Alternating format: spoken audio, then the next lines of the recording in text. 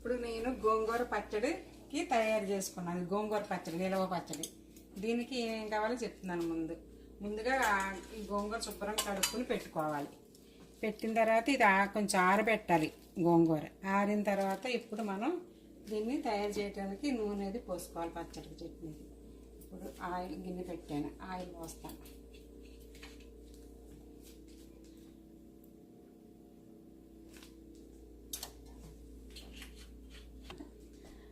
నూనె వేడైంది. ఇప్పుడు ఇది మనం కడుక్కున్న గోంగూర సింపుల్ పచ్చడి, ఇది నిలవ పచ్చడి. ఇప్పుడు నూనె ఒక 5 స్పూన్లు వేసాను. నూనెలో వేగాలి. ఇదిగో ఇప్పుడు కొంచెం గోంగూర కనుక కొంచెం 5 స్పూన్లు నూనె వేసాను. ఆ నూనెలో వేయించుకోవాలి గోంగూర. ఎక్కువ ఆకున్నప్పుడు ఎక్కువ నూనె పోసుకుని నూనెలో మట్టికి వేయించాలి ఆకు.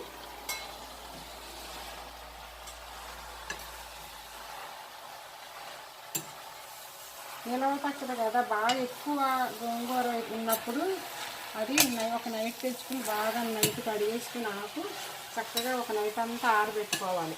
తడి లేకుండా తెల్లారి మనం నిలవ పచ్చడి చేసుకుంటే అది కొన్ని రోజులు, ఒక నెల 2 నెలలు ఉంటుంది. ఇది అప్పటికప్పుడు అనుకుంటే కొంచెం నీళ్ళగా ఉందనుకోండి, ఒక 10 రోజులకి, ఒక 20 రోజులకైనా కొంచెం చేస్తున్నాను. మీరు ఎక్కువ గోంగూర తెచ్చుకుంటే అలా కడిగేసుకుని ఒక నైట్ ఆరబెట్టుకొని బాగా ఆరిన తర్వాత నూనె వేసి గోంగూర వేయించాలి. కొంచెం తక్కువ ఇదిగా నూనెలో వేసాం కదా గోంగూర, బాగా ఇలా నూనెలో కలుపుకొని ఆకులా మెత్తగా అయిపోతుంది చూడు. ఇంకా ఆకు కనపడకుండా మనం వేయించేసుకుంటున్నాం కదా, అయిపోయింది. ఆకు కనిపించకుండా చక్కగా దగ్గరగా అయింది కదా. ఇప్పుడు ఉప్పు చక్కగా అయిపోయింది, ఆకు చక్కగా మగ్గిపోయింది, దగ్గరగా అయింది. ఇప్పుడు ఇందులో కారం, ఉప్పు వేయాలి. 2 స్పూన్లు కారం. అది మనకి కారం చాలదు అనుకుంటే వేసుకోవచ్చు. కారం తిన్నోళ్ళు ఉంటారు కదా, అందుకని తక్కువ. కావాలనుకుంటే కారం చూసుకుని వేసుకోవచ్చు. ఇదిగో 2 స్పూన్లు సాల్ట్. ఇప్పుడు ఇది బాగా ఇలాగ వేయించుకోవాలి.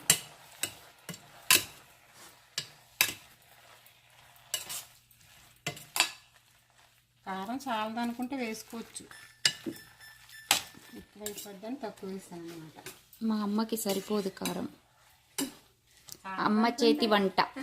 చాలదంటే వేసుకునే వాళ్ళు ఉంటారు, ఎక్కువ మా తినట్లేదు కదా ఇప్పుడు, అందుకని కొంచెం అన్ని ఉప్పు కారం తగ్గించాం.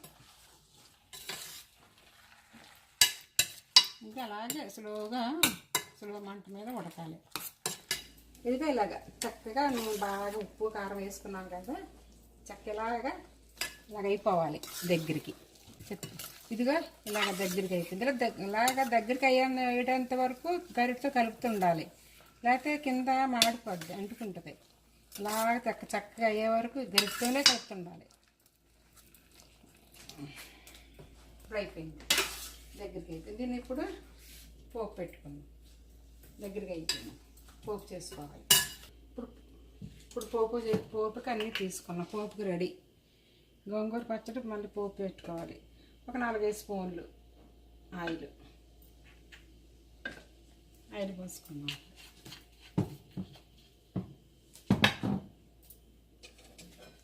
నూనె కొంచెం బాగా వేడైన తర్వాత పోపు దినుసులు వేయచ్చు.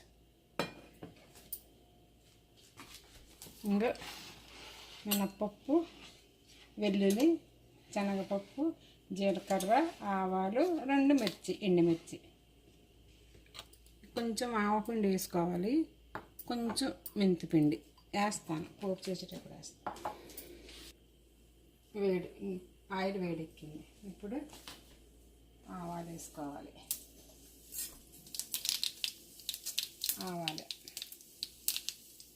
మినప్పప్పు, శనగపప్పు, మినప్పప్పు. 1 teaspoon each. టీస్పూను మినప్పప్పు, టీస్పూను శనగపప్పు.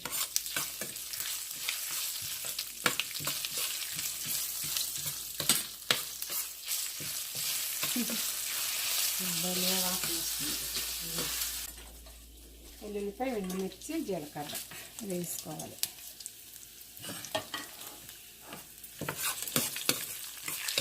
తర్వాత పోపులోనే కొంచెం మెంతిపిండి వేసుకోవాలి. కొంచెం మెంతిపిండి, కొంచెం ఆవపిండి ఆ పోపులోనే ఆ నూనెలోనే వేసుకొని వేసుకోవాలి.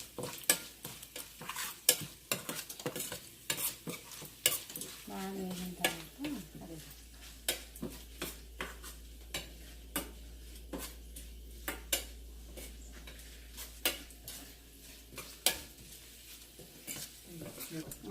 వేగిపోయింది. ఇప్పుడు ఇది వేసేసుకోవాలి. మనం ఉడకపెట్టుకున్నాం కదా, ముందుగా తయారు చేసుకున్నది గోంగూర పచ్చడి. ఇది కారం, ఉప్పు, ఆయిల్ వేసుకుని గోంగూర ఉడకపెట్టుకున్నాం.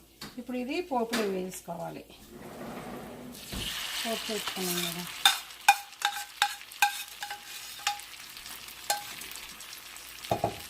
ఇది ఇలా కలుపుకోవాలి. అంటే మనం స్టవ్ ఆపేసుకోవచ్చు కదా.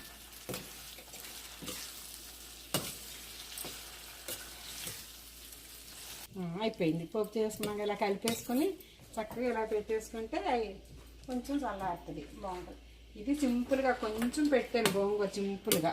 నేను ఎక్కువ గోంగూర చక్కగా తయారు చేసుకుని చెప్పాను కదా, ముందుగా ఆకు తెచ్చుకొని కడుక్కుని ఆరబెట్టుకొని అది నూనె, కారం, ఉప్పు వేసుకుని ఉడకపెట్టుకోవాలి చక్కగా మెత్తగా దగ్గరికి అయ్యే వరకు. అది పక్కన పెట్టుకుని అన్నీ పోపు తీసుకుని, పోపు వేగిన తర్వాత మనం తయారు చేసుకున్న గోంగూర ఇందులో వేసేసుకుని అంతే, దింపేసుకోవడమే. గోంగూర పచ్చడి, నిలవ పచ్చడి రెడీ. డన్. డన్. టాటా.